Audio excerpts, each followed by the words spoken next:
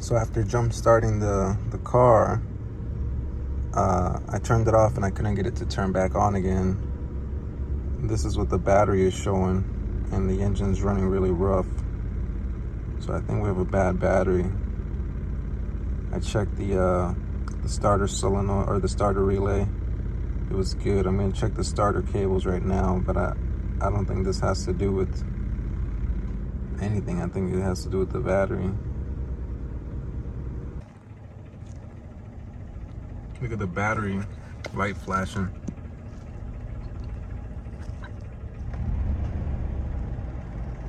Whoa.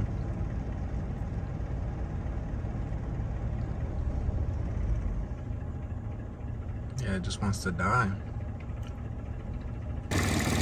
So I changed the negative battery cable. There's 2 grounds, one over here, and then one under this hose over there. Follow the cable. I'm not getting that sporadic battery anymore. The engine's still running rough. I'm gonna turn it off and see if it turns back on. So I just took the intake line to the throttle body off, and look at that. That is our issue right there. All that carbon buildup.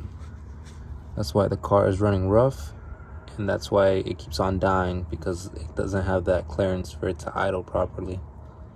So we'll clean that up, and then we'll turn the car on and see how it runs. So we jumped the car. Now I'm just spraying some intake carb cleaner in the intake here.